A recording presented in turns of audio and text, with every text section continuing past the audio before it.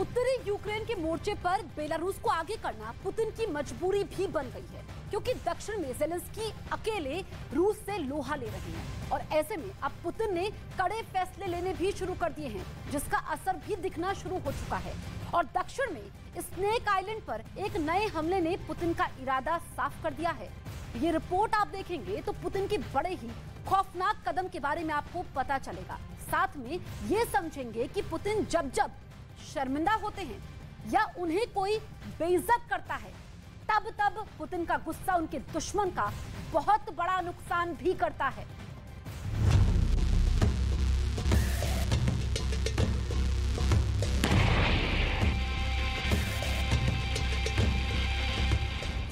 Snake island से पीछे हटने के बाद फिर वही हुआ जिसका ज़ेलेंस्की को सबसे ज्यादा डर था। स्नेक आइलैंड पर ऐसा हमला हुआ जिसमें इंसान का जिस्म हड्डी तक गल जाता है। ये है फॉस्फोरस बम, जिसकी दहशत ने ज़ेलेंस्की और उनकी फौज की नींद उड़ा दी है। काला सागर में स्नेक आइलैंड यूक्रेन का युद्ध शुरू होने के बाद से ही बहुत चर्चा में है और यहां हुए अब तक युद्ध के किस्सों से कीव और मॉस्को की रणनीतिकार भी हैरान है। रूस ने यहां से अपनी फौज को वापस बुला लिया था, लेकिन अब यूक्रेन का इल्जाम है कि पुतिन की फौज ने सुखोई 30 फाइटर जेट से स्नेक आइलैंड पर हमला किया और पूरे द्वीप पर फॉस्फोरस बम की बारिश कर दी। इस हमले का इंफ्रारेड वीडियो देखेंगे तो पता चलेगा जब एक विमान इस आइलैंड पर नीची उड़ान भरते हुए 2 बम गिराते हुए नजर आता है। स्नेक आइलैंड अब तक बहुत ही खतरनाक हमले देख चुका है। रूस और यूक्रेन की फौज के बीच भीषण जंग देख चुका है और अब उस पर फॉस्फोरस बम के हमले से पता चलता है कि इस आइलैंड को लेकर लड़ाई ज़ेलेंस्की और पुतिन के बीच पर्सनल हो चुकी है। यूक्रेन में इससे पहले फॉस्फोरस बम गिराने की खबर मारियोपोल से आई थी, जब अजोवस्ताल स्टील प्लांट पर हमले के बाद इसके इस्तेमाल का आरोप लगाया गया था। यूक्रेन का युद्ध जब 5वें महीने में चल रहा था, तब ऐसे हमलों को लेकर दहशत और ज्यादा बढ़ गई थी। फॉस्फोरस बम गिराए जाने के बाद यह आसमान में एक सफेद निशान छोड़ता है। एक अंतर्राष्ट्रीय कानून के तहत आम नागरिकों के खिलाफ इस घातक हथियार का इस्तेमाल प्रतिबंधित है। फॉस्फोरस बम 2 तरह से जिस्म को सीधे तौर पर नुकसान पहुंचाता है। पहला, ये शरीर को झुलसा देता है और दूसरा, धुएं से इंसान का दम घुट जाता है, क्योंकि जब ये ऑक्सीजन के संपर्क में आता है तो जलने लगता है और इससे जहरीला धुआं पैदा होता है। अगर इस बम के कारण जिस्म तक पहुंचते हैं तो बुरी तरह जला देते हैं।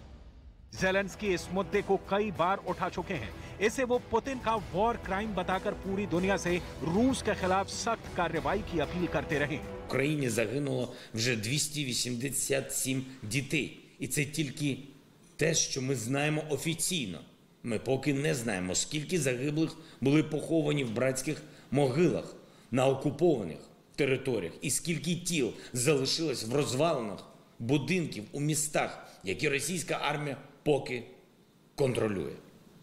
За вбивства і катування, за депортації, за зруйновані міста, за застосування заборонених боєприпасів, зокрема фосфорних бомб, за шантаж хімічною і ядерною зброєю, за все це будь-яка держава, і це не тільки Росія, будь-яка повинна відповідати. І ми можемо зробити це можливим, якщо будемо діяти узгоджено. Хоча Росія, звичайно, буде намагатись зробити і це неможливо. Пані та панове, я вдячний вам за підтримку України, я вдячний вам за увагу до нашої держави, але пам'ятайте, що це підтримка і увага не тільки для України, а й для вас самих, для того, щоб ваше майбутнє було безпечним. Саме на полі бою в Україні вирішується, за якими правилами.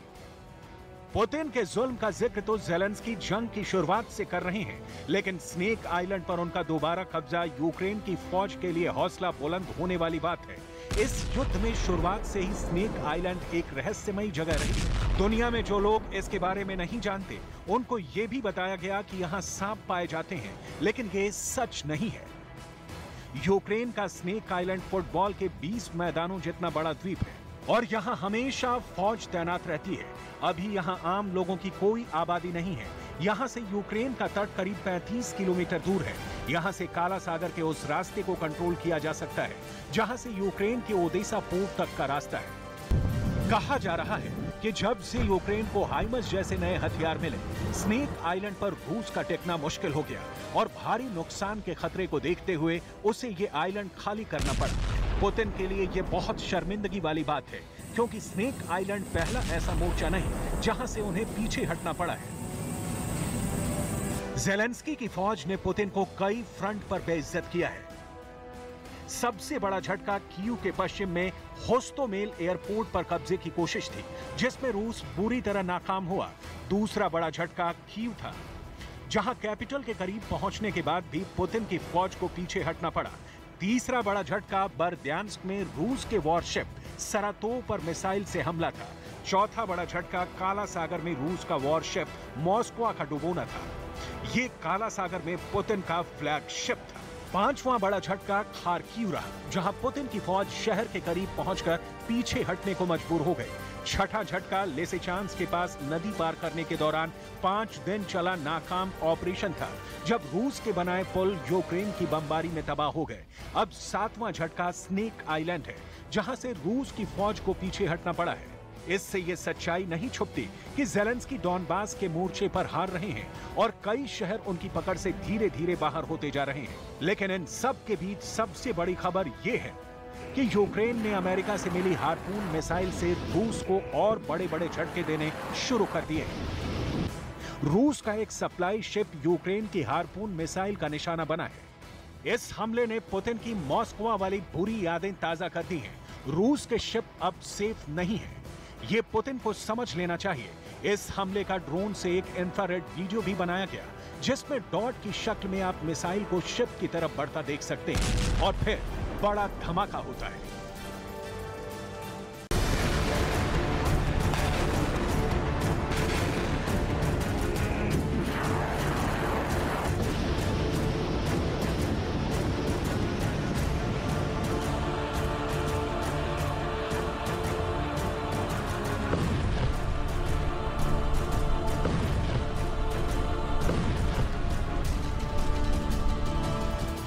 यही वजह है कि हार्पून इस वक्त ज़ेलेंस्की की सबसे पसंदीदा मिसाइल बनती जा रही है।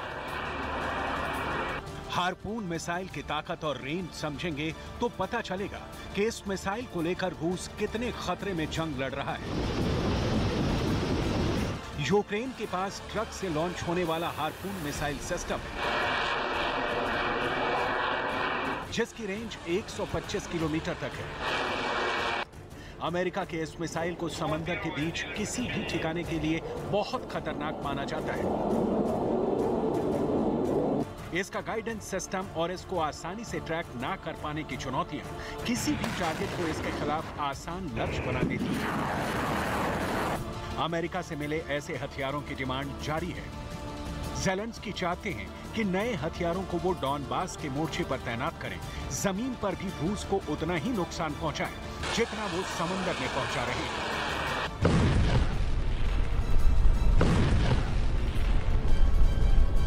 Я особливо вдячний сьогодні Сполученим Штатам Америки, особисто Байдену, за оголошений саме сьогодні новий пакет підтримки для України, який включає дуже потужні системи NASAMS, зенітний ракетний комплекс, який суттєво посилить нашу протиповітряну оборону. Ми багато працювали заради такого постачання. Загалом цей пакет важить $820 мільйонів, і окрім NASAMS містить також боєприпаси для артилерії та радари. वैसे हार्पून जैसी ही एक मिसाइल से ज़ेलेंस्की ने रूस के मॉस्को शिप को डुबो दिया था। लेकिन तब यूक्रेन की फौज ने अपनी नेपच्यून एंटी शिप मिसाइल का इस्तेमाल किया था और इससे रूस को बहुत बड़ा झटका दिया था। मॉस्को को डुबाना पुतिन के लिए 440 वोल्ट का जोरदार शॉक था और इसमें छुपा था ज़ेलेंस्की का गुस्सा। ये आज भी यूक्रेन युद्ध में रूस को अब तक का सबसे बड़ा नुकसान कहा जाता है। जब यूक्रेन ने इस पर अपनी नेपच्यून एंटी शिप मिसाइल से हमला किया तो देखिए क्या हुआ।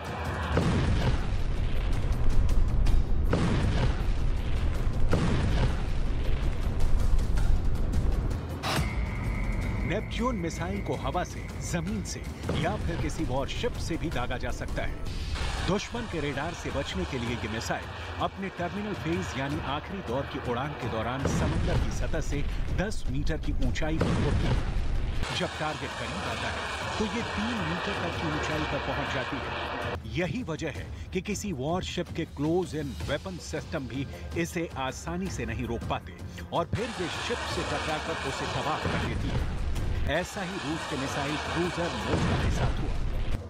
ये मिसाइल समंदर की सतह से चिपक कर उड़ती रही। इस रफ्तार पर किसी मिसाइल को निशाना बनाना आसान नहीं होता। इसी तरह से मोस्का के करीब पहुंच गए और फिर हुआ ऐसा धमाका जिसने रूस की नेवी को हिलाकर रख दिया। लेकिन इस हमले में यूक्रेन ने ऐसा तिकड़म लगाया कि रूस का एयर डिफेंस जीरो साबित हुआ। ऐसा कैसे हुआ, इसे बहुत गौर से समझने की जरूरत है, क्योंकि ये दुनिया भर की नेवी के लिए भी एक केस स्टडी कहा जा सकता है।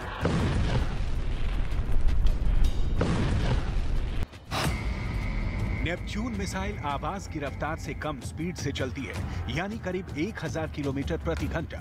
करीब 4.5 मीटर लंबी इस मिसाइल का वजन 850 किलो से ज्यादा होता है। इसमें इसका वॉर हेड भी 150 किलो का होता है। दरअसल ये रूसी मिसाइल KH-35 का ही एक ग्रुप है, जिसके कई वर्जन हैं और इसकी रेंज 280 किलोमीटर तक मानी जाती है। नेपच्यून मिसाइल को मॉस्को में लगे क्लोज एंड वेपन सिस्टम जैसे AK-630 जो 1 मिनट में 4000 राउंड यानी 30 मिलीमीटर की 4000 गोलियां दाग सकता है, जो किसी भी वॉरशिप के मिसाइल से बचने के लिए आखिरी हथियार होता है।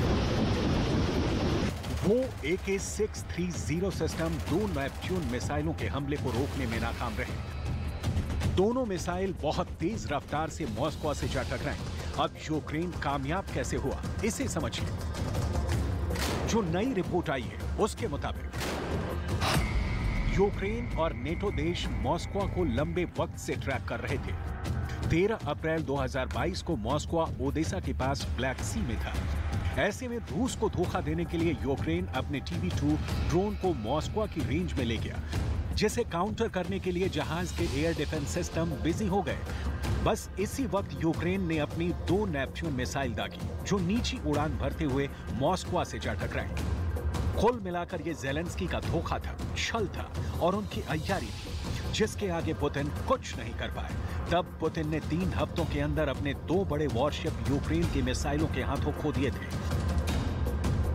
ऐसे में अब स्नेक आइलैंड का हाथ से जाना पुतिन के लिए एक और हौसला पस्त करने वाला एपिसोड है।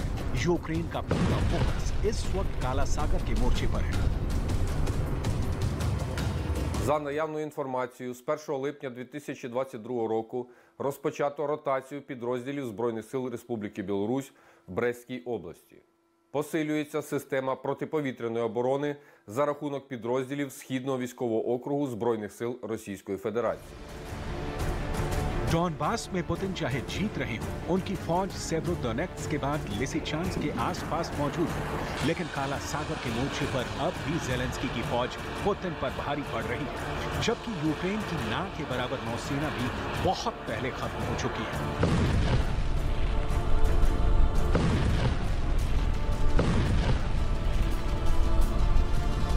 वैसे डॉनबास में रूस की फौज पूरी ताकत से ऑपरेशन कर रही है। रूस के T-90 टैंक और T-72 टैंक लगातार आग बरसा रहे हैं, क्योंकि यहाँ यूक्रेन की पोजीशन काफी कमजोर है और रूस के टैंक बहुत आजादी से ऑपरेट करते हुए यूक्रेन के ठिकानों पर हमला कर रहे हैं। Російські окупанти завдають систематичних ракетних ударів на Миколаївському напрямку. У північно-західній частині Чорного моря корабельне угруповання Чорноморського флоту продовжує виконувати завдання з блокування морських комунікацій України та ведення розвідки. У готовності до застосування ракетного озброєння в акваторії Чорного моря перебуває 2 носії крилатих ракет морського базування типу «Калібр». रूस के टैंक और बख्तरबंद गाड़ियों को रोकना यूक्रेन की फौज के लिए भी पहले जैसा आसान नहीं रहा, क्योंकि डॉनबास में यूक्रेन के साथ इस वक्त सप्लाई लाइन को बरकरार रखना भी बहुत मुश्किल हो गया है। इसलिए कहा जा सकता है कि पुतिन ने जो गलतियां कीव से लेकर खार्किव तक की हैं, उन्होंने उसमें डॉनबास के मोर्चे पर गजब का सुधार किया है।